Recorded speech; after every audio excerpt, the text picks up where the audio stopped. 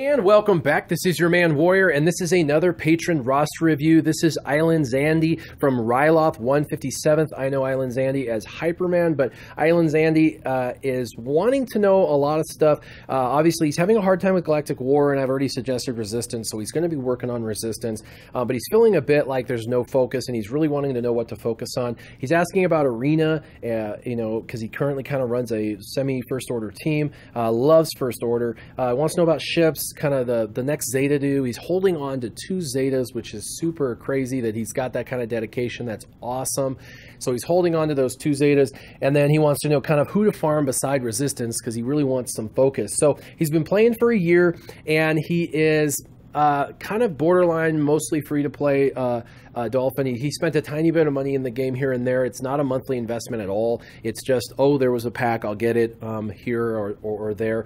His arena team looks pretty good, but once you go into his inventory, you'll notice it drops off pretty quick. This is what happens with people who are free to play, and he is really close to free to play. It just drops off. You don't have many characters, you don't have many geared, and really most are like gear 7 or 8 because you can get as free to play anybody to 7 or 8. It's really hard to get characters to gear 10 and 11, and he has very few that way. So we are going to go through this pretty easily. Obviously, looking at his roster, a couple of things I notice is that he's been kind of faction-oriented. What I mean by that is some people get totally and completely focused on a particular faction, and they work that faction until it's complete. That is not a bad thing necessarily, but you got to make sure you're working on the right faction. I noticed that he has his clones kind of working on like around gear 9 and 10. He has his First Order, so those are pretty popular, and he has some Empire. So that is good that he's got a lot of Dark Side because Dark Side territory battles and territorial wars are coming out. Those aren't bad. Now, the first thing I'm going to go over is his arena, and when you look at his team, he really doesn't have a whole lot to be able to use in the arena. So the characters that he's using in arena First Order team, I would highly suggest continuing to use the existing team or go all in on First Order. Now, as far as the Zeta conversation, you can do one of two things. Either save them because you know there's going to be a huge infusion of new characters into the game, and I don't know if they're done or not with the Dark Side, specifically First Order characters or not. I know Battlefront 2 has Iden Verso and some others, and maybe we'll see those characters in this game. If that's the case, then there may be some First Order you'll want to level up and have Zetas for. It's never a bad idea to save your Zetas. However, if you're going off of not knowing anything, just what you have now, my suggestion would be to Zeta First Order Stormtrooper. He is one of the best Dark Side tanks in the game. He's phenomenal. Doing a Zeta on his return fire would make him even that much more viable, and you're not going to regret it because you're going to be using him a lot over the next few months. Also, Fire at Will leadership from Captain Phasma would also be an excellent Zeta to apply, and then replace Rex with Captain Phasma as the leader and go all First Order if you do these 2 Zetas. So either save them and keep your arena team the same, or do Captain Phasma leadership and the First Order Stormtrooper. Those are probably, in my opinion, the best 2 Zetas for this team, and then go all in on First Order like that.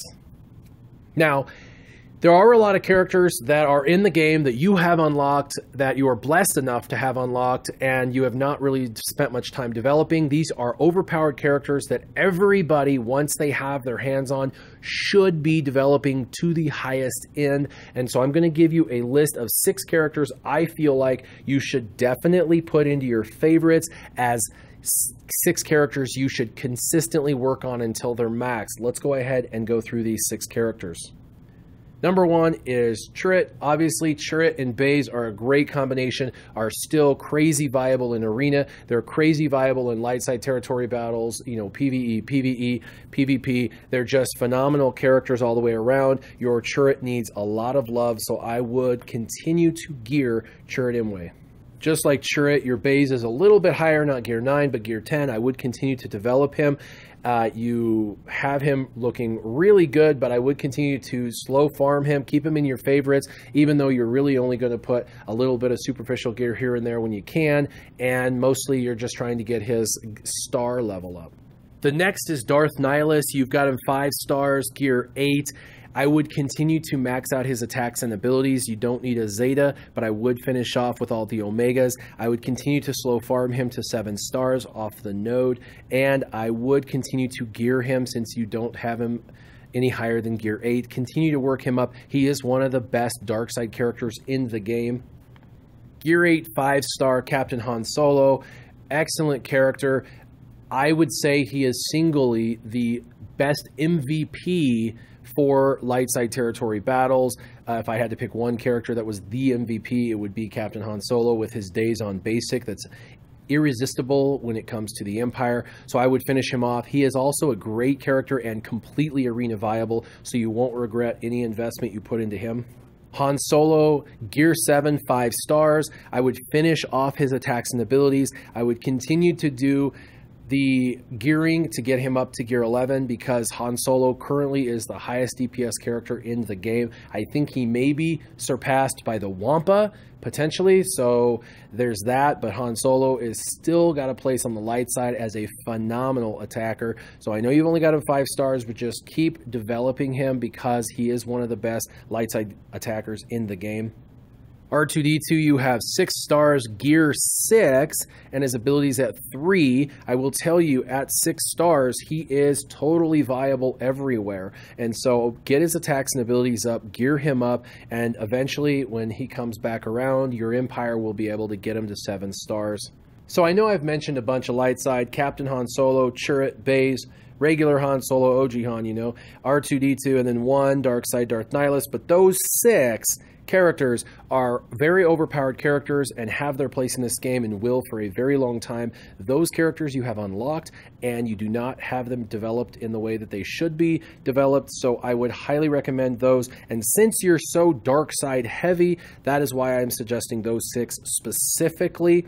Now, as far as a kind of priority list for farming, as far as factions, because I know that you're very faction oriented, you like to farm specific factions. The 6 I told you about will be the 6 that you really focus on the most, but you also asked about Resistance and Phoenix and all of that. One character that's dark side that I notice you do not have, not even have unlocked, is Thrawn. And Thrawn is the #1 dark side character in the game currently, and so you definitely want to farm factions, Resistance for PvE, and you want to farm Phoenix for Thrawn. So the #1 thing you should focus on right now, aside from those 6 characters that will be in your favorites, will be farming the Phoenix faction. You do not have to put these guys in your favorites. You can just use the Phoenix sub-tab to find them, but go in here and continue to develop them. Farm them up to 7 stars. They should be your first priority for farming over everything else as far as factions go. Farm these characters up. I would use the characters that you have, get them up to 7 stars, gear 8 or 9, depending upon how good your mods are. And depending upon how good the RNG is, these characters will help you unlock Thrawn. Thrawn is an absolute must in this game, and since you're so dark side heavy, you'll want to do that. So get Phoenix first up to par, so that way you can use them both in the light side territory battles and that you can get your Thrawn. And then after Phoenix, you can then move to Resistance and start working on your Resistance. You already have a 7-star BB-8 and you have a 6-star R2-D2 and you've got Poe and Finn unlocked. So you're already on your way with this team, but I wouldn't have Phoenix and Resistance and the top 6 characters for Arena all in your favorites. It's just too many characters you'll be staring at and you'll feel unfocused. So worry about those 6 in favorites and then go to Phoenix as the first faction. After you're done with Phoenix, the next one you'll go to is Resistance, and the third faction will actually be your crew members or pilots. After you've got your top 6 that I recommended for Arena maxed out, you know, Captain Han Solo, Chirrut Baze, Darth Nihilus, Han Solo, and R2-D2 specifically. And then you get your Phoenix 7-star, gear 8 or 9. And then you go in and get your Resistance 7-star, gear 7 or above. And you feel comfortable with those. Then you want to go in and start focusing on your pilots, specifically because pilots are important. The higher the pilot is, the higher the ship is. The ship brings very little to the equation.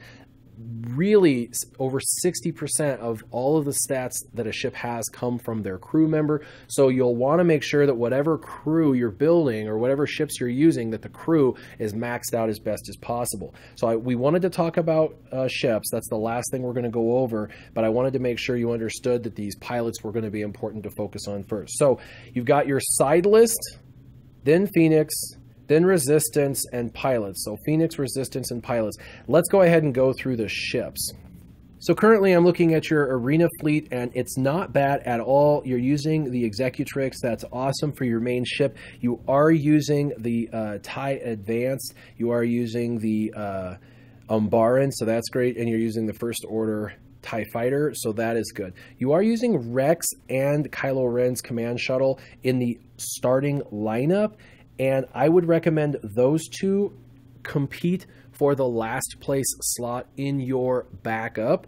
However, you are missing one critical piece of what I'm going to suggest. So in the meantime, one of those two ships will need to stay in your top 5. I would suggest bringing in the Imperial TIE Fighter to replace Rex and just keep Kylo Ren in there for now, or vice versa. Keep Rex in there because he's a target locker, and pull Kylo out and put in the Imperial TIE Fighter.